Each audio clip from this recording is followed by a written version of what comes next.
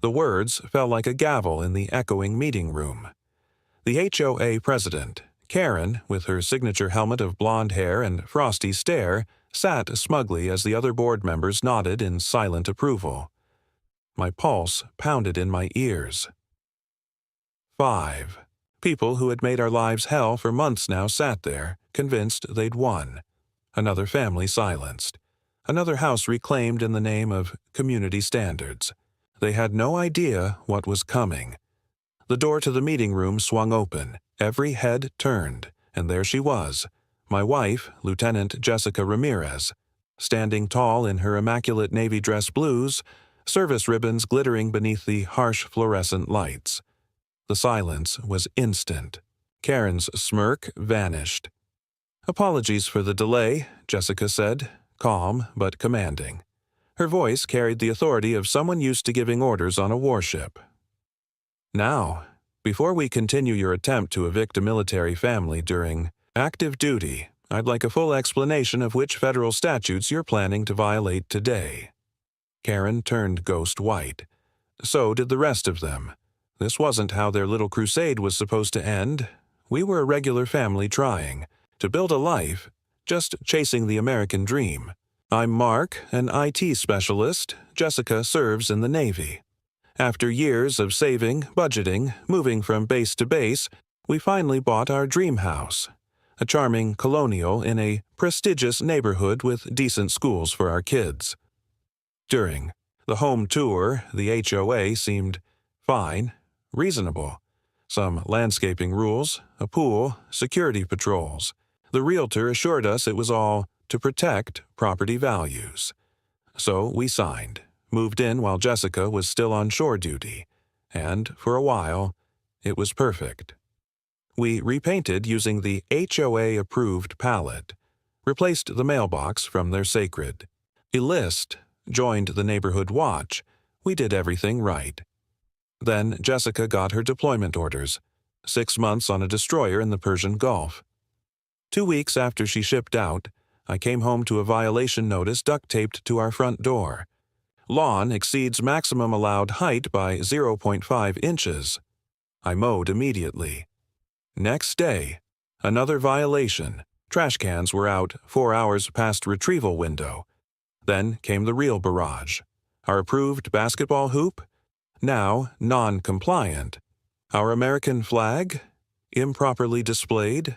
The flower bed Jessica had planted. Unauthorized vegetation. It didn't stop. I tried to explain. I was solo parenting. My wife was deployed overseas. Karen just smiled coldly. Rules are rules. We don't make exceptions. But when I looked around the neighborhood, I saw other homes with basketball hoops, flags, flower beds just like ours. This wasn't about rules. We were being targeted. The harassment escalated fast. I received a certified letter. Daily fines of $100 for continued non-compliance. The list of so-called violations was absurd. Excessive foot traffic. Our kids playing outside. Improper window coverings. My daughter's blackout curtains. Unauthorized vehicle. My father-in-law's truck when he came to help. Within weeks, the fines totaled over $2,000. I contested everything. Sent photos proving other homes did the same things. No response, no explanations. Just rejection after rejection. Then came the final blow. Due to your ongoing violations and aggressive attitude, the HOA will pursue a lien against your property and initiate foreclosure proceedings. I sat at the kitchen table with the letter, trembling in my hands. They weren't just making our lives miserable anymore. They were trying to take our home. Jessica's deployment pay was covering the mortgage, just barely. We'd put everything into this house, $30,000 in renovations, our savings, our hope for stability after years of moving. If we lost it now, we couldn't afford anything else in the area. Our son was finally getting therapy that worked. Our daughter had joined the soccer team. This house wasn't just real estate, it was ours. At night, I'd video call Jessica from my phone trying not to sound broken. They're trying to break us." I said it quietly, ashamed of how defeated I felt. She listened, eyes heavy with concern, knowing she couldn't come home yet. Not then. I tried everything. Hired a landscaper. Repainted trim that didn't need repainting. Took down the basketball hoop. Sent time-stamped proof of every fix. I even attended the HOA meeting with a folder of evidence. I thought maybe, just maybe, reason would win. It didn't. They smiled, nodded. "Thank you for your time," then handed me the eviction notice. And that's when Jessica came home, straight from deployment. She hadn't even stopped to change. The second she learned what they were doing, she requested emergency leave. She walked into that meeting like a force of nature, calm, sharp, unshakable. And the HOA? They finally realized who they were messing with. When I stood to speak during the public comment period, Karen cut me off after 30 seconds. "Your time is up," she announced, though she'd let others speak for 5 minutes. Later, I overheard board member Doug in the parking lot. Military families don't belong here. Always coming and going, never committed to the community. That night, I called my neighbor Steve, who'd lived there for years. "They've done this before," he whispered. "Targeted families. They don't want manufactured violations until they leave. Nobody fights back because legal fees would cost more than moving." I realized then playing nice wasn't working. If they wanted a fight, they'd picked the wrong military family. 3 days later, I found an official-looking envelope taped to our door. Inside was a formal notice of covenant enforcement action with the HOA's embossed seal. Due to continued violations and outstanding fines now totaling $3,350, the association is exercising its right to begin eviction proceedings. You have 30 days to vacate the property or face legal action and additional penalties. They'd scheduled a final hearing, conveniently timed during Jessica's deployment, where they would vote on our eviction. The letter included photos of our home with circles around supposed violations so minor they were barely visible. A garden hose not fully wound. A slightly faded section of paint. A child's bicycle visible from the street. That same day, a process. Server delivered papers for a lien on our home. The HOA had already filed it with the county. Karen had gone nuclear. She wasn't just trying to push us out anymore. She was trying to take our home while my wife was serving our country. That night, I couldn't sleep. At 3 a.m., I started researching HOA laws, desperate for anything that might help us. 4 cups of coffee later, I found it. The Service Members Civil Relief Act. The SC provides protections for active duty military members and their families, including safeguards against eviction and foreclosure during deployment. What the HOA was doing wasn't just cruel, it was potentially illegal under federal law. I dug deeper and discovered more. HOAs must follow their own bylaws and apply rules uniformly. I drove around taking pictures of other homes with the same violations. We were cited for, including Karen's own property with its unapproved garden statue and non-regulation mailbox. Then, I found the smoking gun in our closing documents. The HOA's own covenant stated they couldn't initiate foreclosure actions against deployed service members' families. For the first time in months, I felt hope. The HOA hadn't just picked the wrong family to harass. They'd chosen someone protected by federal law. I contacted the Navy's Legal Assistance Office and explained our situation. The JAG officer I spoke with was furious. "They're doing what?" "A while. Your wife is deployed." "Oh, we're going to shut this down fast." She emailed me information about the SC and housing discrimination against military families, along with a formal letter stating the HOA's actions were potentially violating federal law. I gathered every violation notice, every email, every photo of our compliant property alongside identical violations they ignored at other homes. During Jessica's next secure call, I explained everything. "I'm coming home," she said immediately. "I have emergency family leave available. But your deployment, Mark, they're trying to take our home. My commander already approved it when I explained. I land 2 hours before that final HOA meeting." Her voice took on the steel I'd heard before. Difficult missions. They have no idea who they're messing with. I'm bringing my uniform. The day of the hearing arrived. Jessica's flight was delayed, cutting our timing dangerously close. I paced our living room, reviewing our evidence one last time. The SC documentation, photos of other homes with identical violations, the HOA's own bylaws contradicting their actions. Our doorbell rang 3 hours before the meeting. Jessica stood there in her travel uniform, exhaustion visible on her face from the 30-hour journey home, but her eyes burned with determination. "Fill me in completely," she said after hugging the kids and me.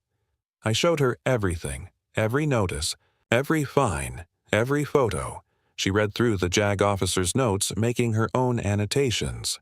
"They picked the wrong family," she said, her voice calm but resolute. "I've defended our country. I can defend our home."